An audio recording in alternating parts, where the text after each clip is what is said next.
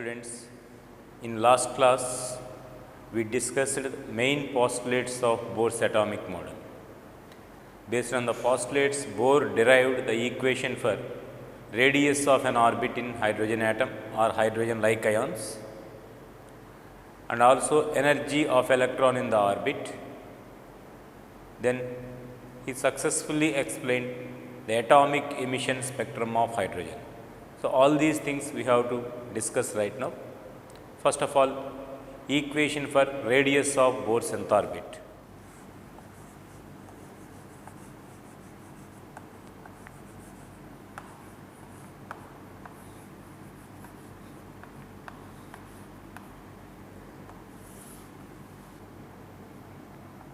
Let us consider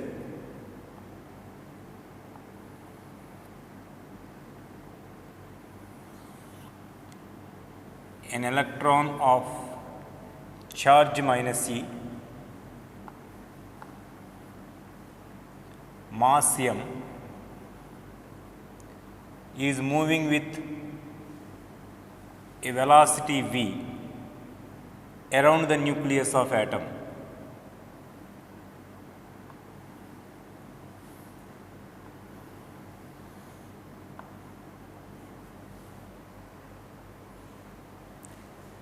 An electron of charge minus e, mass m, is moving with a velocity v in a circular orbit proposed by Bohr of radius r.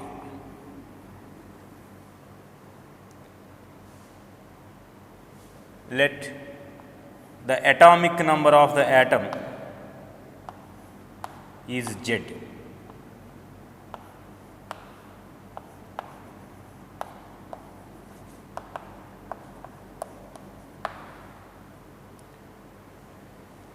If Z is the atomic number of atom, how many protons are there in the nucleus? Obviously, it is Z. Atomic number means the number of protons present in the nucleus of atom. That I am considering as Z. So, Z number of protons are there in the nucleus. And what about the charge of each proton? If minus E is the charge of electron, obviously charge of proton will be E plus E.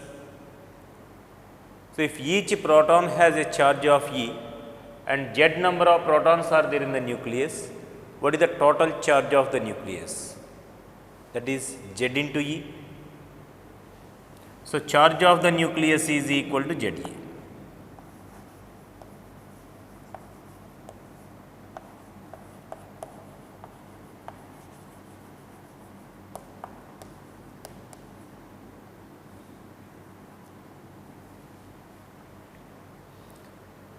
So, we can say that this nucleus of charge ZE, this is positive charge, and electron of charge minus E are separated by a distance of r. Correct? Two opposite charges are separated by some distance. Whenever two charges are separated by some distance, there exists an electrostatic force between the two charges. If the two charges are like charges, there is repulsive force operating between them. If the two charges are unlike charges, the force is attraction. Here nucleus and electron are opposite charges, hence there exists electrostatic force of attraction between them. That electrostatic force is Coulombic electrostatic force. If Q1 and Q2 are two charges separated by some distance d, according to Coulomb's law, force of attraction or repulsion between them is F is proportional to Q1 Q2 divided by distance square d square. Here also we can write the same Coulombic electrostatic force of attraction, that is proportional to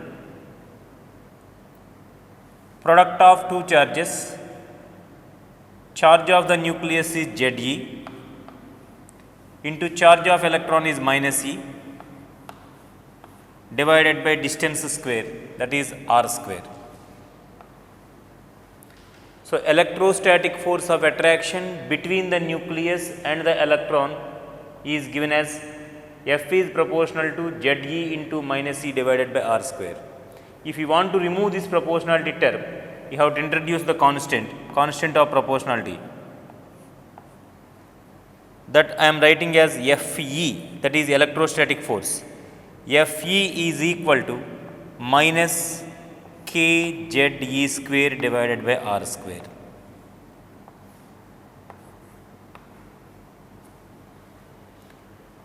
So, this is electrostatic force of attraction between the nucleus and electron. Now, if this is the only force acting on the electron, no doubt this electron must come closer towards the nucleus of atom. If the nucleus is attracting the electron with this magnitude, then electron must come closer and closer towards the nucleus. But it is not happening. According to Bohr, this electrostatic force of attraction is counterbalanced by another force, that is centrifugal force, which is acting away from the nucleus of atom. In physics, you will derive as well as study the definitions of the centrifugal force, centripetal force and all. Here also centrifugal force meaning you have to know. Whenever a stone is rotated with the help of a thread around yourself, means if you are center of that thread and you are rotating the object, all of a sudden if you release that, definitely it will move away from you. After some distance it will fall down. That is general observation. Why this rotating body is moving away from you? Because on the rotating body some force of attraction is acting away from you, that is called centrifugal force. Here also the situation is very similar. Around the nucleus, electron is revolving. On this revolving electron, some force is acting away from nucleus, that is centrifugal force. The magnitude of centrifugal force is Fc is equal to mv square divided by r. But it is acting away from the nucleus, you put a negative sign. So, electrostatic force is acting towards the nucleus of atom, centrifugal force is acting away from the nucleus of atom, Fe is acting in this direction, Fc is acting in the opposite direction. If electrostatic force is more than the centrifugal force, electron must come closer towards the nucleus. If centrifugal force is more than electrostatic force, electron must move away from the nucleus. But electron is neither moving towards the nucleus nor moving away from the nucleus. What does it mean? The two forces acting with same magnitude but in opposite directions, then you have to write electrostatic force Fe is equal to centrifugal force Fc.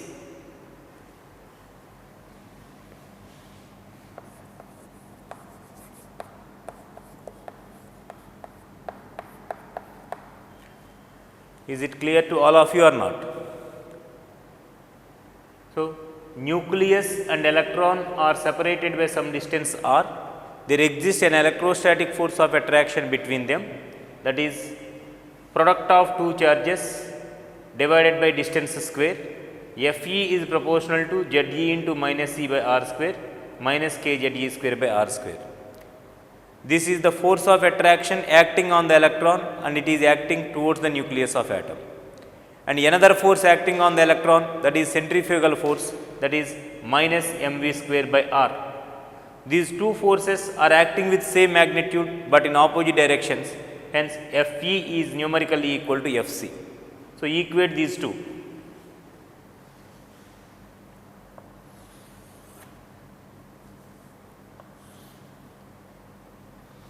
Minus kZe square by r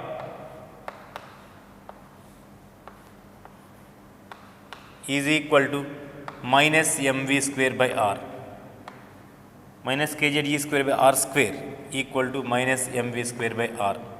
Or mv square is equal to kze square divided by r. This r and square gets cancelled. mv square equal to kze square by r. This equation you have to remember.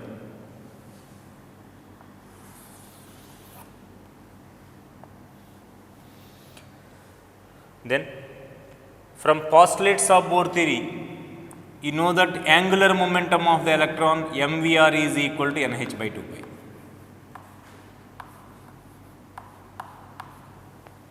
On squaring this both sides, we get m square v square r square is equal to n square h square divided by 4 pi square. You divide this equation by this, mv square equal to kze square by r. Let it be the equation number 1 and it is equation number 2. You take 2 by 1. m square v square r square equal to n square h square by 4 pi square. This is equation number 2 divided by equation number 1. mv square equal to kze square by r.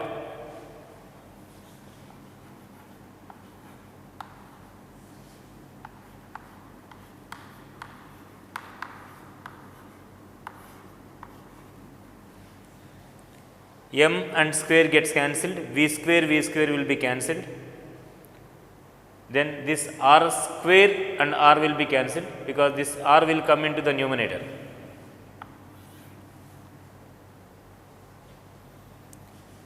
So, when you are taking this r is equal to n square h square divided by 4 pi square. This k will be in denominator, k ze square, and here m is left over, that will come into the denominator. M square will be cancelled, v square completely cancelled, this r and square gets cancelled. So, r is equal to n square h square by 4 pi square kze square m. This is equation of radius of Bohr's orbit, nth orbit. Once again you see this, electrostatic force of attraction is equal to centrifugal force. Electrostatic force of attraction minus kze square by r square, centrifugal force equal to minus mv square by r. We are equating these two, then we got equation number 1, mv square equal to kze square by r. But we are using postulate of Bohr theory, angular momentum of the electron mvr is equal to nh by 2 pi. On squaring both sides we got this. This is equation number 2, 2 divided by 1, then you are getting radius of the orbit n square h square by 4 pi square kze square into m. Here all these values are constants. K is a proportionality constant. It is 1 by 4 pi epsilon naught we will use.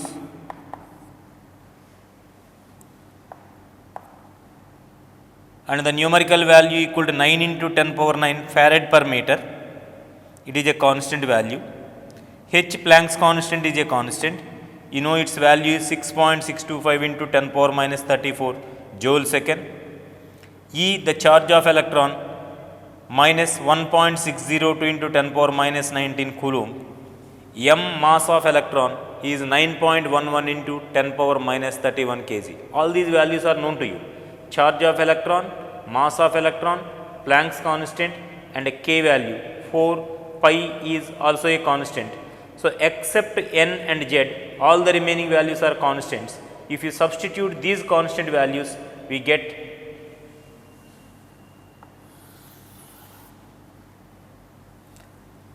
radius of orbit is equal to 0.529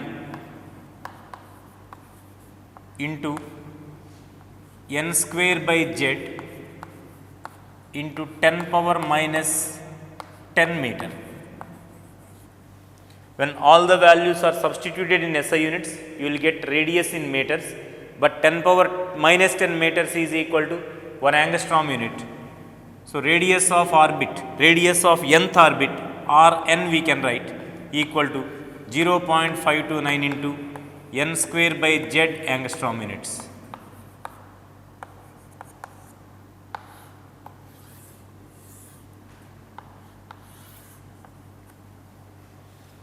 If we consider first orbit of hydrogen atom,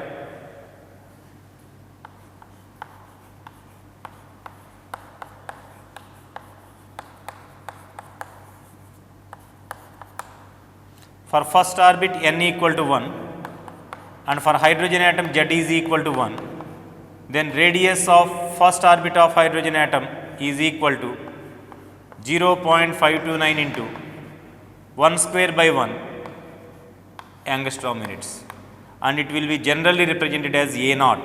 A naught is radius of Bohr's first orbit of hydrogen atom. A naught equal to 0.529 angstrom units. For any other orbit in any one electron species, radius is equal to, we can write A naught into n square by z.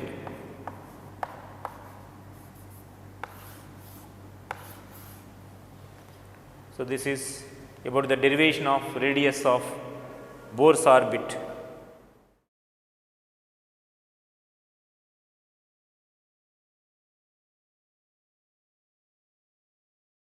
So, in the last derivation for radius, we have two equations. Equation number 1 we got is mv square is equal to kze square by r. This is one equation. And another one is radius of the orbit, we got Rn is equal to n square h square by 4 pi square mkze square. These equations are required again in derivation of energy of electron. Now, we are going to derive the equation for energy of electron.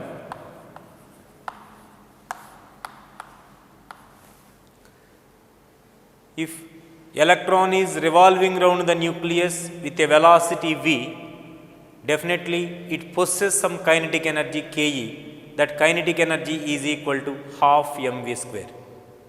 And at the same time, it is at a distance of r from the nucleus of atom, hence it possesses some potential energy. So, total energy of the electron is sum of these two energies, kinetic and potential energies. Total energy Et is equal to kinetic energy Ke plus potential energy Pe. Kinetic energy Ke is equal to half mv square, but already you know equation for mv square equal to kze square by r. Therefore, Ke is equal to half into kze square by r. This is you can write from equation number 1.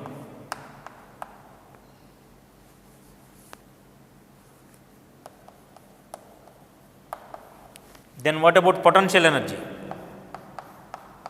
Just remember the equation for potential energy here. Later on in physics you will study the equations for kinetic potential energies, how to derive the equations for potential energy and all. Now, you remember the equation. Potential energy is equal to minus kze square divided by r.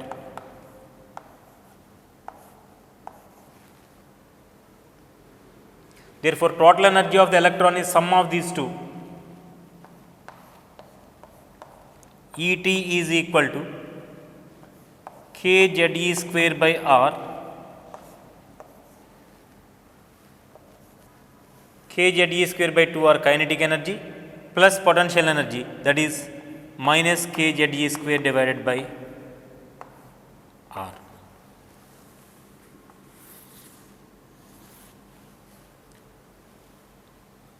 then. Therefore, total energy Et is equal to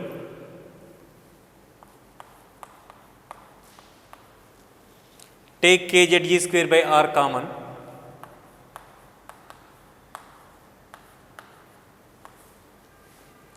half minus 1, 1 by 2 minus 1. Half minus 1 is minus 1 by 2. So, this is minus kZe square divided by 2R. Total energy of the electron Et is equal to minus kZe square divided by 2R. Potential energy Pe is equal to minus kZe square by R. Kinetic energy Ke equal to kZe square by 2R. Now, you get the relationship among these three energies: kinetic energy, potential energy and total energy. Minus kZe square by 2R and plus kZe square by 2R. These are total energy and kinetic energies.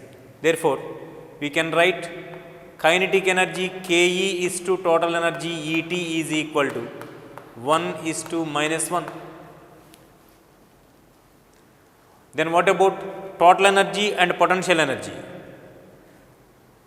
Minus kZe square by R minus kZe square by 2R. Half of the potential energy is equal to total energy. When it is divided by 2, minus kZe square by 2R, that is equal to total energy.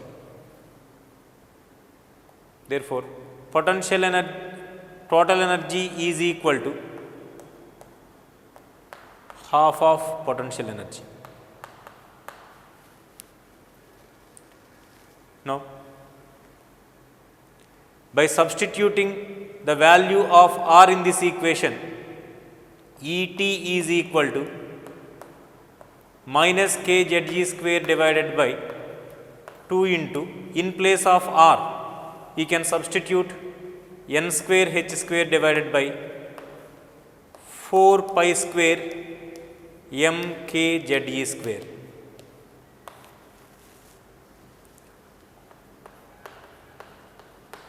Here 2 and 4, 2 times cancelled. Then all these values will come into the numerator. Minus 2 pi square m k into k square, z into z square, e square into e square e power 4 divided by n square h square. This is equation for total energy of electron in nth orbit.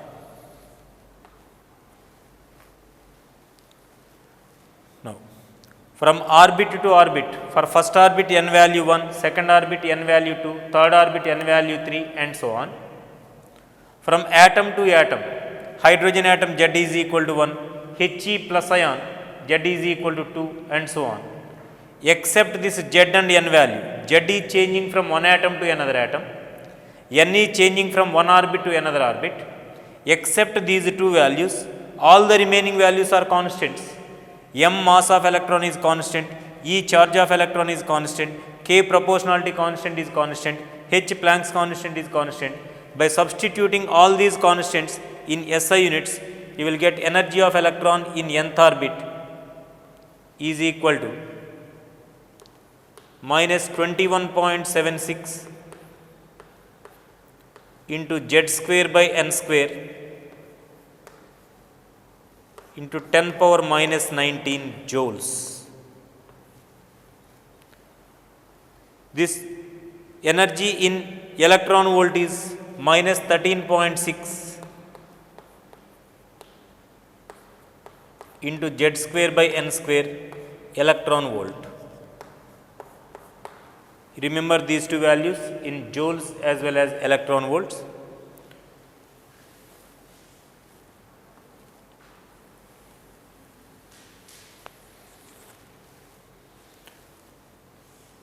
Again, if you want to find out energy of electron in first orbit of hydrogen atom,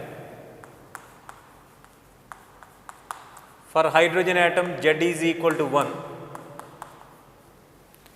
First orbit,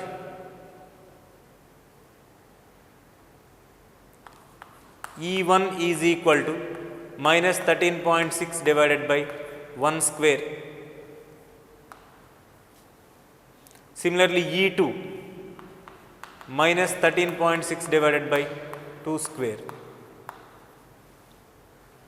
So, this minus 13.6 electron volt is energy of electron in first orbit of hydrogen atom.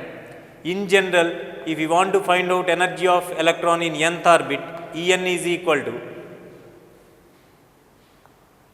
minus 13.6 into Z square divided by N square. That is already given to you.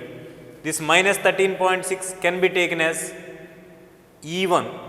So, E1 into Z square by N square.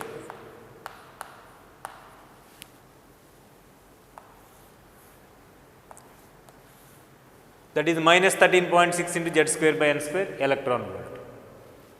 Now, there are 2-3 conclusions you have to do from equation of radius and energy of electron. One is, as the value of n increases, the questions are, what about the radius of the orbit, total energy of electron in the orbit, kinetic energy Ke, potential energy Pe, and so on. And one more question is, what about the distance between successive orbits, R2 minus R1, R3 minus R2, and so on. Similarly, E2 minus E1, E3 minus E2, and so on. These are different relationships you have to get. As the value of n increases, what about the radius of the orbit? That is the first question. You have the equation of radius, R is equal to n square h square by 4 pi square m k z e square. N is in numerator, hence with increase in value of n, radius of orbit also increases. So, write the relationships. As n increases, radius of orbit also increases. This is one conclusion. Now, another conclusion is, what about total energy of the electron? With increase in the value of n, come to this equation, E is equal to minus 13.6 into Z square by N square electron volt.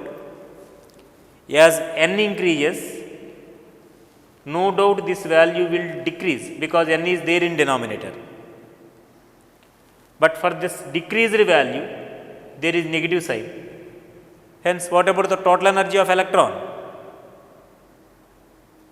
No doubt will increase, or here we are already derived. E1 is equal to minus 13.6 electron volt, E2 equal to minus 13.6 divided by 2 square, minus 13.6 by 4, this is minus 3.4 electron volt. Tell me which is a big value, is minus 13.6 or minus 3.4?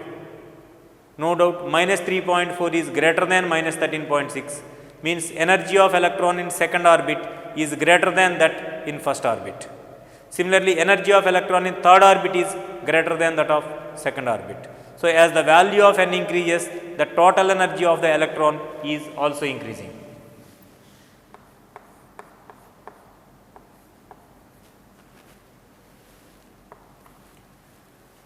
What about kinetic energy and potential energies? Even from these equations you can say, as R value increases, as n value increases, R value is increasing. As R increases, total energy of electron, as R increases, this value will decrease, but it has negative sign, total energy of electron is increasing. Then what about potential energy? Potential energy is minus kz e square by R. As n increases, R increases, this value will decrease, but the decreased value has negative sign, hence potential energy value is also increasing. As n value increases, total energy of electron increases, potential energy of electron also increases, but what about kinetic energy? In equation of kinetic energy, there is no negative sign. As n increases, R increases, kinetic energy will decrease.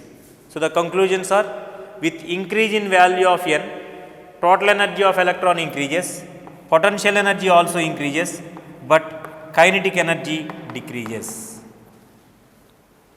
Verify again. With increase in value of n, radius of orbit increases, total energy and potential energy increases, but kinetic energy decreases. Now, one more question is, what about the distance between successive orbits?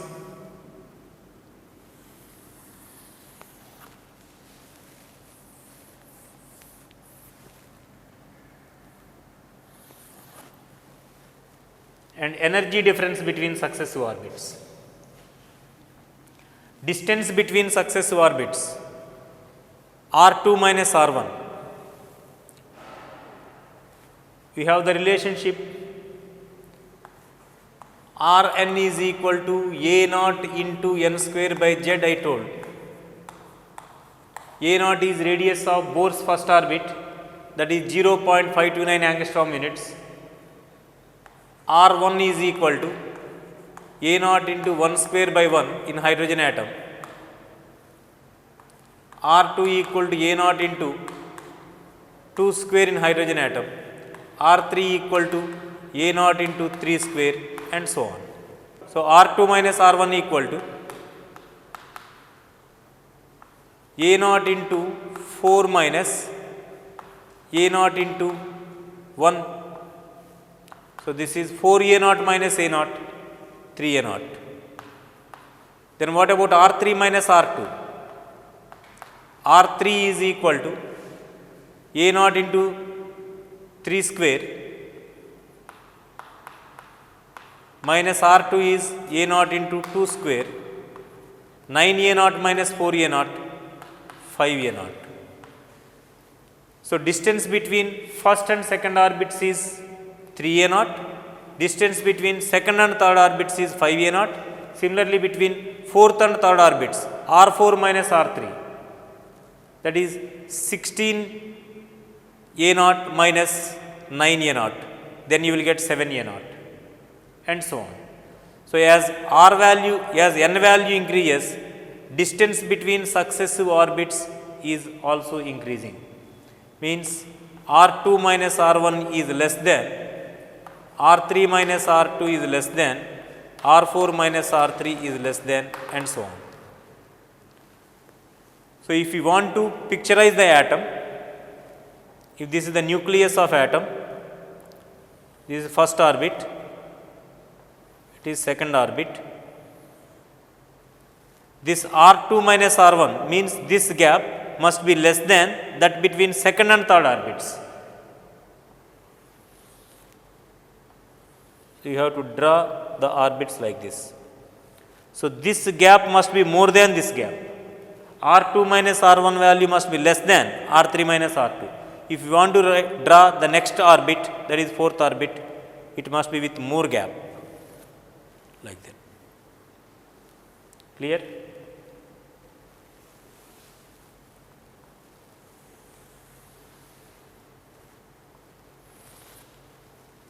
And one more question is, what about E2 minus E1, E3 minus E2? We have the relation En is equal to minus 13.6 into Z square by N square. In hydrogen atom it is by N square, electron volt. So, first orbit E1 is equal to minus 13.6 by 1 square,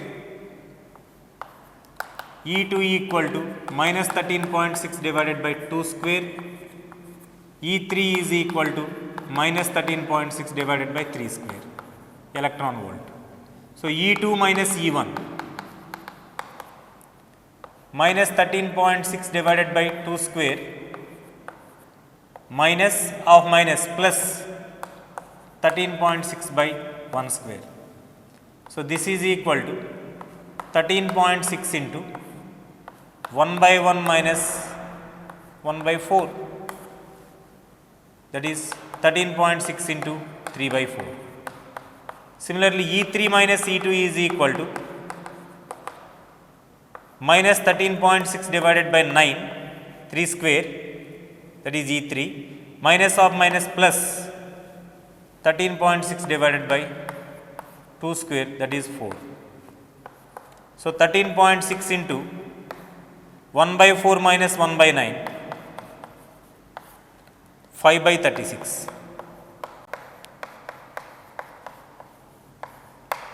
Which is more? 13.6 is same in both the cases. Is 3 by 4 greater than 5 by 36 or 5 by 36 greater than 3 by 4? The answer is 3 by 4 is greater than 5 by 36. Hence, we have to say that E2 minus E1 is greater than E3 minus E2 is greater than E4 minus E3 is greater than, and so on. Is it clear to all of you or not? E2 minus E1 is energy difference between first and second orbits, that is more than that between second and third orbits, that is more than that between third and fourth orbits. Clear? So, as the value of n increases, radius of the orbit increases, distance between consecutive orbits is increasing. As the value of n increases, radius of the orbit increases, distance between consecutive orbits increases, total energy of the electron increases, potential energy increases, but kinetic energy decreases. And energy difference between successive orbits decreasing with increase in value of n. When you are drawing the energy differences, if it is energy of first orbit, this is energy of second orbit, as compared to this difference E2 minus E1, tell me whether E3 minus E2 is more or less. E2 minus E1 is greater than E3 minus E2. It must be like this. So, this is E2 minus E1, which is greater than E3 minus E2, which is greater than E4 minus E3, and so on. E1, E2, E3, E4, and so on. So, this gap is more than this gap is more than this gap. But when you are drawing orbits, the distance between first and second orbits is less than that between second and third orbits, which is less than that between third and fourth orbits. As n increases, distance between consecutive orbits is increasing, but energy gap between successive orbits is decreasing. Clear? So, these are equations for radius of orbit, energy of electron in orbit, and corresponding results. Right? We have to derive the equation for velocity of electron, and then we have to go for hydrogen spectrum.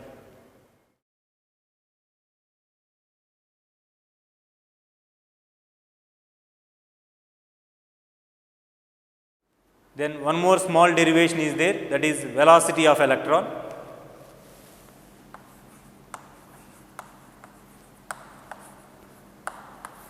This is simple.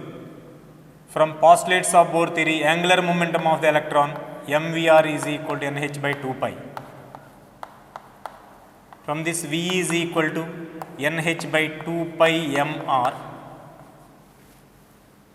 Substitute r here.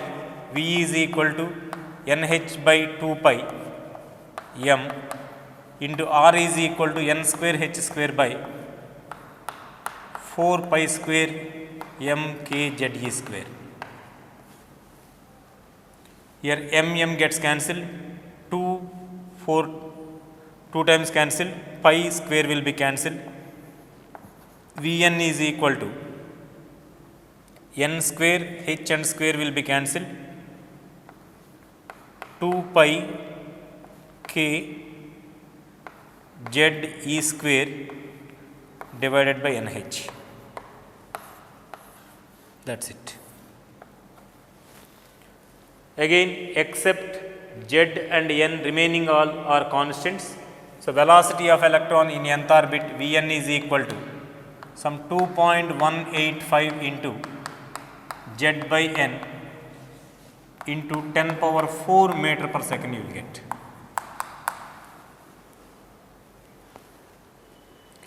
So, velocity of electron is proportional to Z by n.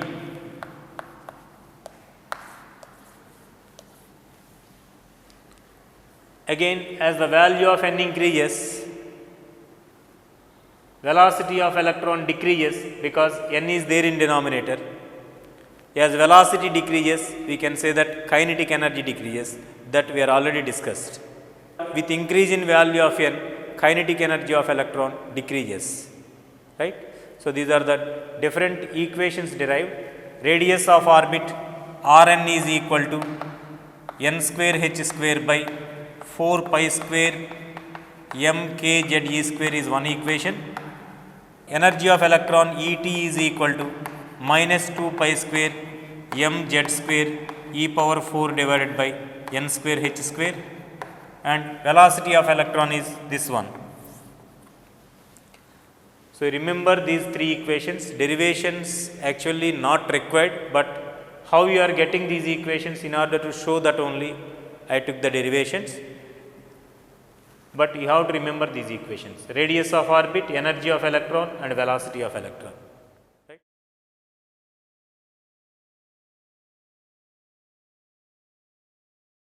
One more equation we have to derive is energy of light emitted when electron jumps from a higher orbit to lower orbit. In postulates of Bohr theory, we discussed that when electron jumps from a higher orbit to lower orbit, energy is emitted, whereas by absorption of energy, electron will jump from lower orbit to higher orbit. Now, what is the amount of energy, or what is the equation for amount of energy liberated when electron jumps from a higher orbit to lower orbit? Similarly, corresponding equation for wave number of energy emitted for when electron jumps from higher orbit to lower orbit, right. So, equation for energy of electron in nth orbit is En is equal to minus 2 pi square m k z square e power 4 divided by n square h square. M k square z square e power 4 by n square h square. If electron is jumping from higher orbit n2 to a lower orbit n1, in n2th orbit, that is in higher orbit, I am assuming energy as En2, and in n1th orbit energy is En1.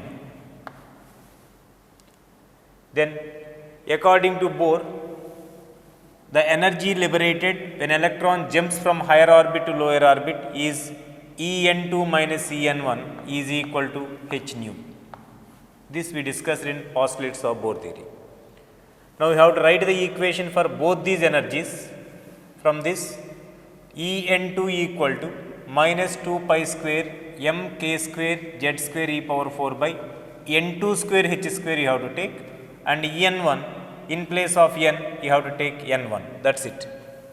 So, En2 can be taken as minus 2 pi square m k square z square e power 4 divided by n2 square h square minus of minus plus 2 pi square m k square z square e power 4 divided by n1 square h square. Now, you take all these common except n1 and n2. So, 2 pi square m k square z square e power 4 divided by h square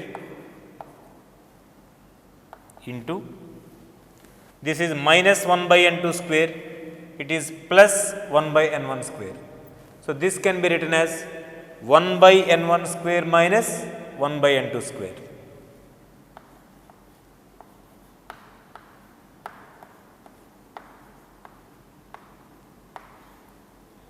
This is equal to h nu. E2 minus E1 is equal to h nu.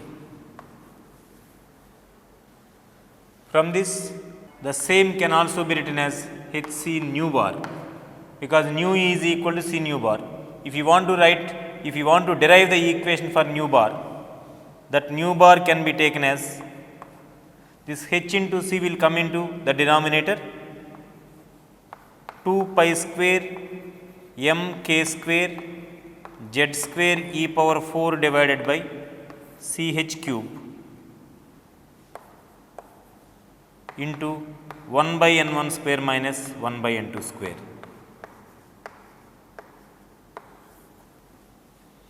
In this equation, all these values are constants. 2 pi m mass of electron, k proportionality constant, E charge of electron is constant, C velocity of light constant, H Planck's constant is constant. So, all these are constants. These constants can be taken as another constant, that is represented as R. Nu bar is equal to R into Z square into 1 by n1 square minus 1 by n2 square.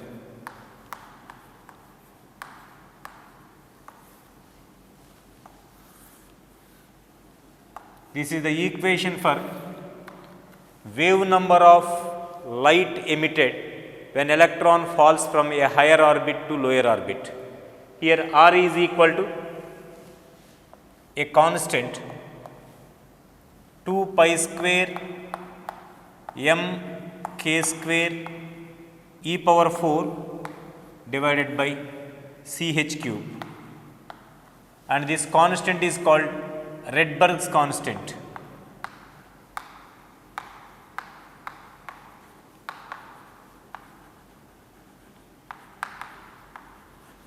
By substituting all these values, we will get this R value as 1.09677 into 10 power 7 per meter, because nu bar unit is per meter, Z atomic number no unit, n1 n2 orbits numbers no unit. So, unit of nu bar is same as unit of R, that is per meter. Rydberg's constant is 1.09 into 10 power 7 per meter. This equation is called Rydberg's equation.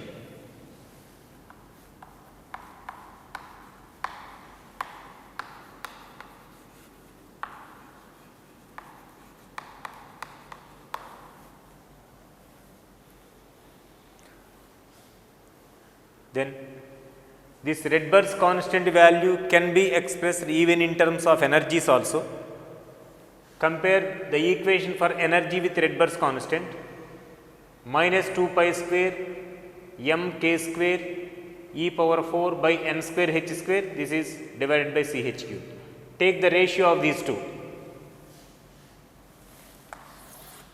Energy of electron in nth orbit is equal to minus 2 pi square m k square z square e power 4 divided by n square h square divided by Rydberg's constant R is equal to 2 pi square m k square e power 4 divided by C h cube.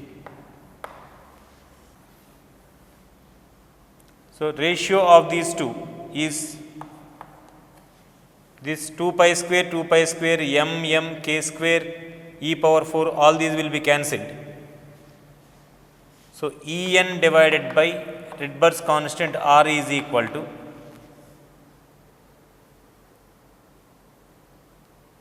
h square and h cube also will be cancelled. 2 pi square m k square e power 4, all these will be cancelled. So, n square is left over. En by R is equal to Ch by n square in hydrogen atom. For any other atom, that is Ch into Z square by n square, and a negative sign is also there. En is equal to minus R Ch divided by n square for hydrogen atom. If it is not hydrogen atom, you can substitute Z minus Ch into Z square divided by n square, or En is equal to minus R Ch